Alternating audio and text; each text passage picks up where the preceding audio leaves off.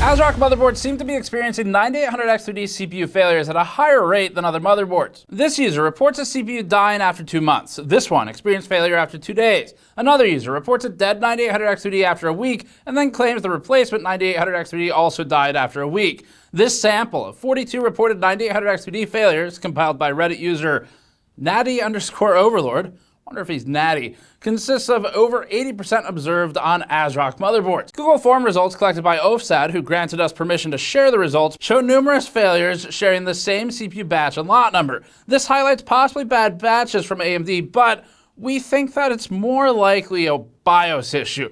Other users claim they revived their seemingly dead CPU by downgrading to a previous BIOS, and ASRock sent 2 users a then unreleased BIOS that resolved their issues, but asked them not to share it. If these issues keep happening and AMD and ASRock can't get to the bottom of it, we'll do a first-party testing, hands-on validation session with some of the boards and CPUs that might be affected, but we think it looks like they're getting to an answer, so we're gonna just kind of monitor for another couple days because it looks pretty close to a resolution here. This appears to be a couple possible issues. BIOS is definitely one of them, and then we'll talk about the batch thing. It's kind of, it's a little shaky. We'll see how that looks on AMD. There's a lot of correlation there that we need to explore, but we'll be able to use this piece later if ASRock and AMD can't resolve it to then dig in with all of the research laid out. And that's what it's here for, is to offer you all a quick recap. We've compiled all of the information we can find out there so far about these specific issues and failures. So you'll have all the evidence in front of you. If it helps you research any issues you're running into, then we'll also pose a couple of solutions we've found or we've thought up. We're making this because we compiled all the research for it, but we haven't done a first-hand testing deep dive on this yet because we're basically at a stage where we're trying to figure out if that's necessary. This is a bit of a new approach for us, where we're compiling all our research and we're just going to put it out there and hopefully it helps some of you. And then likewise, hopefully some of the people who are running into problems with this issue might contact us with potential leads on where to go next. This is also Tannen on the team, his first solo research piece. So he's done a great job of compiling everything, digging through the forums, and putting together this report to share with you all and hopefully help some people who are running into this. And then again, we'll follow up with this as we learn more. It might just be hardware news, but if a lot of you post with potential leads with what you think it may be, or if you have the problem, then it's possible we revisit this for hands-on testing. It's just our lab is completely backlogged right now with all the other failures going on in the industry. There's a lot of them. Let's get into it. Before that, this video is brought to you by Thermaltake and the Tower 600 case. The Tower 600 is a vertical case design with Thermaltake's unique showcase presentation, which stands out further with its separate chassis stand kit that rotates the case for an angled showpiece. The Tower 600 is heavily ventilated around the sides, has a ton of radiator support including up to 420mm solutions, and offers 2 GPU mounting options for display and cooling optimization. It also comes in colors not commonly seen in cases. Learn more about the Tower 600 at the link in the description below. Failures in any CPU line can happen, but they used to be pretty uncommon. That is, until Intel had something to say about it. Thanks, Steve. No, Intel, that's not what you shouldn't be saying that right now. Back to you, Steve. Okay, all right, okay, we're gonna move on. Historically, CPU failures were very uncommon, and even today, the 13th and 14th gen are unique. But generally speaking, CPUs are bulletproof components. However, thanks to Intel, bad Intel, no. All right, enough of that. We're gonna look into these failures, but they are pretty uncommon still, broadly speaking, so we just want to temper the expectation. The 9800X3D that famously exploded on Reddit a few months ago is also still in recent memory, but after doing the forensics on that one in a different video, all evidence pointed towards crushing the socket at an angle. You can see that in our diagram where we counted the pixels one by one, to then highlight how 12 volts was misaligned with ground between the pins and the pads. That system also died immediately and before the user was ever able to boot, which further reinforces that 12 volts shorted to ground because it just died instantly. These ASRock and 9800X3D failures we're talking about today, they're different from that. They're happening sometimes months into use, meaning that the systems did work, but they stopped spontaneously. Now, generally speaking, the pins don't spontaneously just move. They aren't these tentacle-like creatures that can reroute themselves to a different pad and then short it later. Normally, I mean, that has happened in the past. There's a few documented cases of it. Those people were never heard from again, but typically you don't have to worry about that. But if you hear weird creaking coming from under your heatsink, then just don't remove the heatsink. This is just our advice. But we're kind of back to the beginning, which is generally CPUs are pretty stable, except in this instance, seeing dozens of reported failures with some fuzziness between does a failure mean it's just not stable or it's died, dozens of those in a week, that draws attention. For perspective though, retailer Mind Factory alone has sold over 20,000 9800X3Ds now, leading us to estimate the worldwide units are probably in the hundreds of thousands. Now, statistically, there's a very small chance that you experience one of these issues, but what stood out to us was the count of and the incident rate of these issues on ASRock specifically. Here's what's going on. Some user systems with a 9800X3D are able to post or power on self-test and run as expected. The time until failure ranges from under an hour to 3 months. Those with debug displays encounter a 00 error code, commonly indicating a CPU problem. From our research so far, there appear to be 2 possible root causes. One would be a bad batch from AMD. That would be a hardware level thing. The other is back to the BIOS. It looks like there's ASRock BIOS is causing problems with system boots as well as motherboard settings, possibly leading to potentially unstable CPUs. And one of the things we came across in here was a potential for voltage that was too low, which shouldn't hurt anything. It just wouldn't be able to boot. So that's good. That's actually good news because that means that you don't have to, hopefully, worry about the CPU just getting exploded. That has happened in the past. See ASUS a year and a half ago or so. But one challenge is that there are some dead CPUs out there with burn marks. And currently the research we've been able to do makes it unclear how connected these issues are. So we just want to be very transparent about that. It is impossible right now where we are to differentiate with our current research between those possible failure modes without some more hands-on testing. So we'll keep monitoring to see if it becomes a bigger issue or if they're not able to fix it, and we'll go from there and we'll maybe more aggressively pursue getting some components in from you all if they're not able to resolve it. But with the pace ASRock is working on it, there's already some progress, hopefully. Also, just frankly, we are very bogged down in the lab right now because we're looking at a lot of different types of failure at the moment. Not just the GPU launches in general, but also actual hardware failures. So we'll come back to this. 12-volt high power, it's taking some focus at the moment. Anyway, strangely, we also noticed that many users note their boards work fine with other processors, either prior to or after their reported 9800X3D failure. Let's get into the causes of failure we found across the posts. All reported failures produce the same initial symptoms of failure, making it challenging to establish the source. Adding to the complexity, not everyone using a 9800X3D and ASRock motherboard experiences failures, of course, otherwise we'd see thousands of them.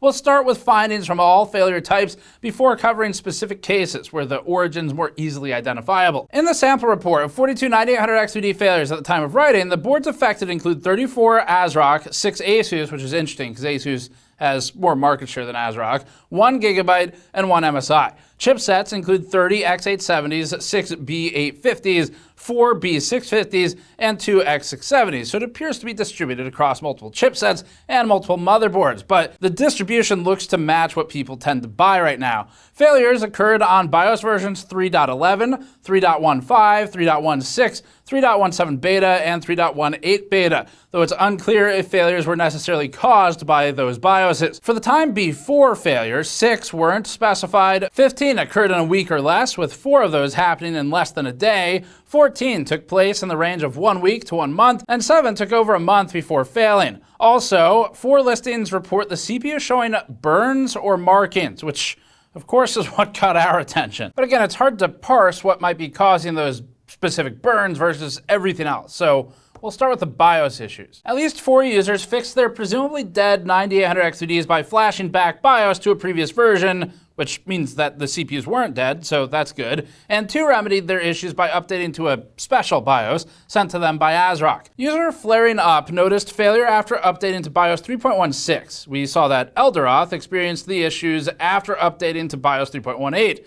Fancy_Potato 1476's system malfunctioned shortly after installing Windows with the motherboard running 3.15 out of box, turning the computer into a true representation of the username as a fancy potato. This was also the same BIOS that user Kojak4323 was using when encountering a failure. These user reports indicate that inoperability, inability to boot, or some form of reported failure occur after updating BIOS, and specifically to versions 3.15, 3.16, or 3.18. And then they see the boot issues. 3 of those users claimed that BIOS flashback to a version 3.10 or 3.11 or other old versions resolved their issue. So for example, user Elderoth explained that a 3.10 flashback didn't immediately solve the problem. But after a second attempt to a 3.05 flashback, Elderoth was able to revive the system. From there, the user flashed to newer BIOSes and found 3.10 was the latest option working for the build. So that's sort of good. It at least suggests that these newer BIOS versions that were rendering the systems inoperable weren't necessarily killing the CPUs, except for the ones with the scorch marks on them, but that's a different story. And so they might be recoverable. Obviously, it's still a concern if ASRock is pushing BIOSes out there that just stop computers from working. They should be testing them more, but at least the CPU is not dead in this instance.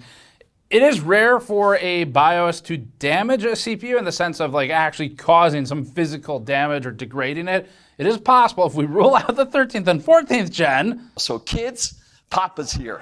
That it definitely is uncommon, but it has happened. So again, the Asus BIOSes we looked at previously were part of the failures of those 7800X3Ds. It's uncommon though, but at the time of writing this, we haven't spotted any 9800X3D boot issues occurring on BIOS 3.10, possibly establishing it as the most stable option currently. Users who reverted to 3.10 reported their systems being fixed. As for users who received a BIOS from ASRock, according to one, ASRock stated, quote, "Attached is the new BIOS. Please do not spread this yet. It will probably be released soon. This BIOS is not related to the dying CPUs," which is interesting phrasing because that almost makes it sound like there's 2 issues, reinforcing what we've been speculating. ASRock continued though and said, "But it can help with some other boot issue. If you can try it, that would be great. After the update, please remember to give the system a few minutes to see if it boots," end quote. So ASRock straight up saying it's not related to the dying issue is a bit of a red flag for something else, but we're still lacking heavier data on the actual CPU getting exploded side of things. There's not a ton of them out there yet. And hopefully there won't. Hopefully that yet becomes unnecessary. But we'll see. There's always room in this industry for something to make this job even more exciting. Not complaining about that one. But ASRock's statement to wait a few minutes is likely just a reminder about allowing memory training to happen, which is just a good reminder in general, where memory training can take several minutes. You should wait 5 to 10 minutes. We've seen it take as long as like 15, even more if you have a Threadripper system with a ton of memory or something, but memory training can take a while. The other user with the new BIOS claimed, quote, "ASRock confirmed to me that 3.18.mem03 that they provided to me increases the voltage to 1.2 volts for the 9800X3D, and that allows it to boot and fix the 00 debug code. The issue is that not enough voltage was applied for some 9800X3D units, and it was not stable," end quote. Both users reported this BIOS resolved their situation. This would be one of the better failures to have because it shouldn't damage anything, and it's definitely better than the possibility of overvolting the CPUs and going too high, which is something we saw reported as well. We'll come back to that though. But too little voltage would mostly just cause instability or inoperability. On February 24th, ASRock released a beta BIOS 3.20 with the description stating, quote, "Improve minority proportion of AMD 9000 series CPU boot issue," end quote.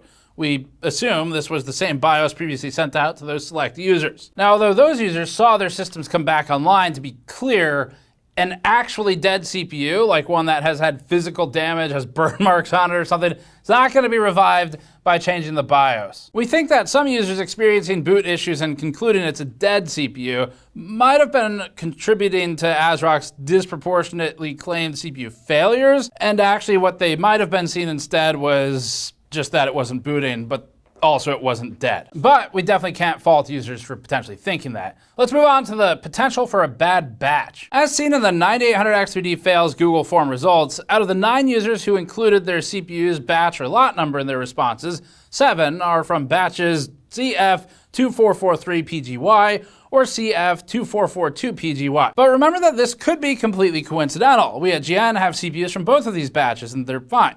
It doesn't necessarily guarantee bad batches. There's just a lot of coincidence here. And one thing to remember is that the 9800X3D is in high demand. It hasn't been out that long yet. And so most of the CPUs of the 9800X3D are going to be from just a couple of batches anyway, because there probably haven't been that many. We don't know how many there are, but it hasn't been out that long. And so likewise, people experiencing any kind of failure, whether it's caused by the board or the CPU, or it's just unstable or something, would likely be on a similar batch if they're all building and buying around the same time. So we wouldn't definitively state that there is a bad batch, but it's still worth exploring and considering in case this develops and more people report failures from these batches. So those would be the two codes to pay attention to if you start seeing at some point a slew of posts, especially with burn marks or something online where it is definitively a dead CPU.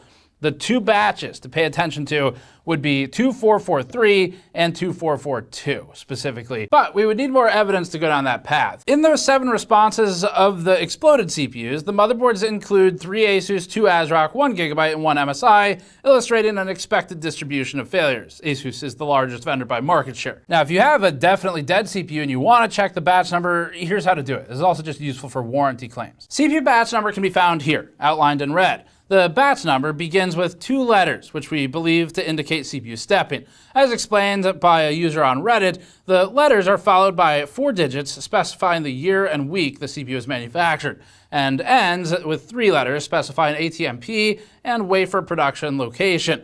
In the case of the CF2443PGY badge, these were produced towards the end of October 2024 and assembled in Penang, Malaysia. Now for ASRock's response. They've sort of started responding publicly and posting online, so they're still investigating, but we'll work through what they've posted. Current boot issues are addressed by the company's most recent 3.20 beta BIOS, though its efficacy has yet to be determined in a large scale.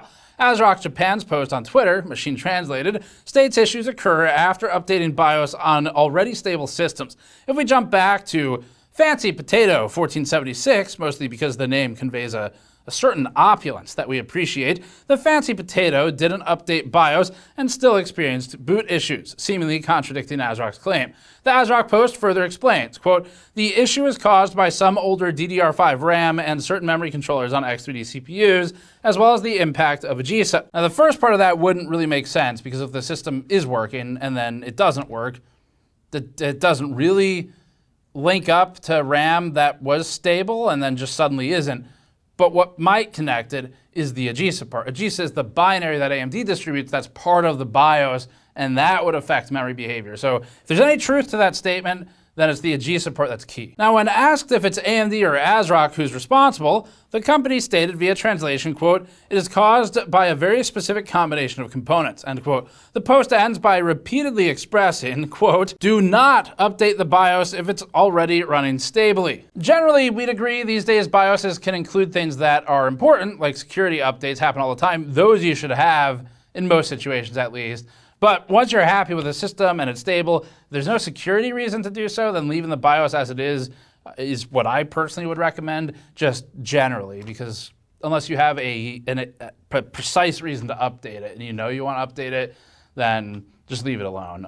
So anyway, wrapping it up, it looks like this is a combination of issues. So there is definitely a BIOS problem.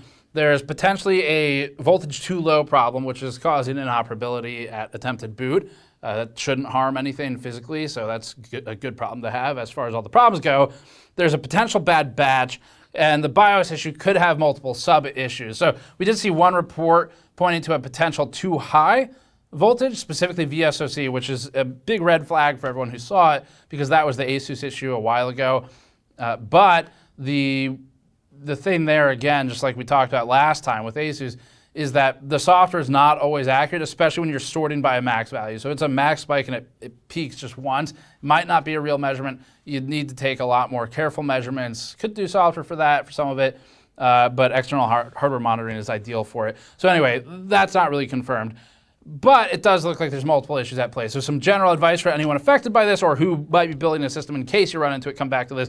First, you'd want to rule out memory training on boot. This is just solid advice in general. AMD in particular, AM5, takes a while to boot with a new build, and that comes down to memory training. So on some boards, I think Asus, it might be a 15 that you'll see on the 7-segment display, which apparently you now have to pay like $400 to get.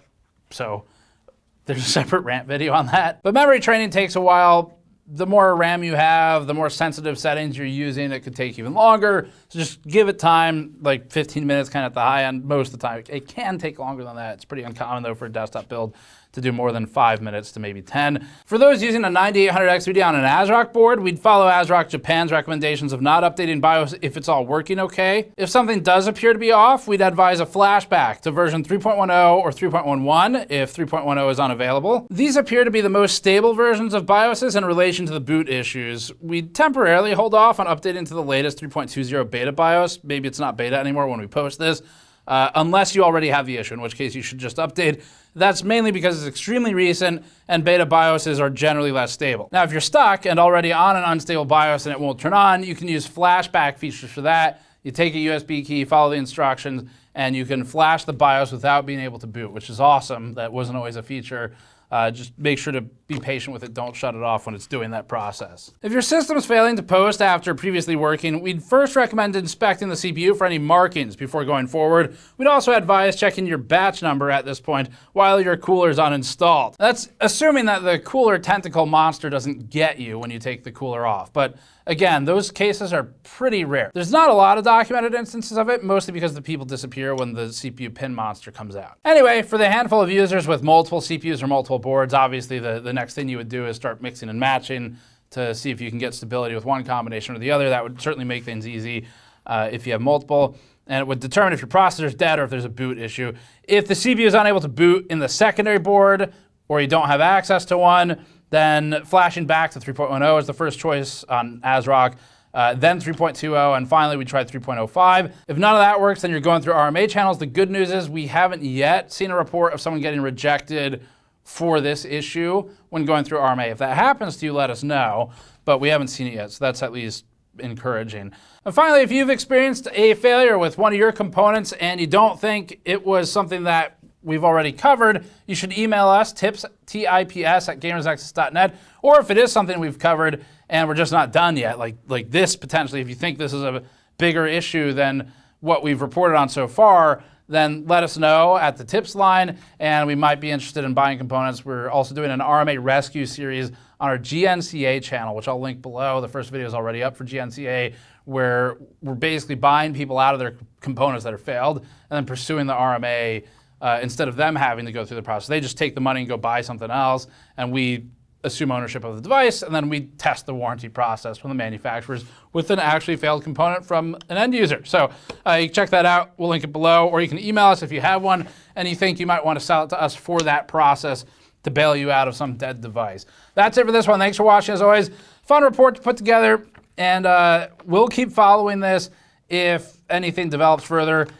Right now, it kind of looks like it's going to be resolved, but there's always something interesting. So the thing I'm happiest about is that it wasn't GPUs. I was really excited about this because I was like, oh, wow. There's not even a price number in here. There's no dollar signs at all, no all caps about prices. This is nice. So there you go. You can subscribe for more. Go to store.gamersnexus.net to help us out directly, like by grabbing our PC building anti-static mod mats, which are on the store in large and medium varieties, our project and soldering mats, or pick up something like one of our copper-plated mule mugs or our 3D coaster packs, which have really cool PC components like the fan. The fan coaster is back in stock. If you want that in the pack of 4, the other 3 that come with it, go to the store, grab it. Supports us directly in our ability to fund research efforts like this and all the testing we do. Or you can go to patreon.com/gamersnexus and throw a few bucks our way every month. Thanks for watching. We'll see you all next time.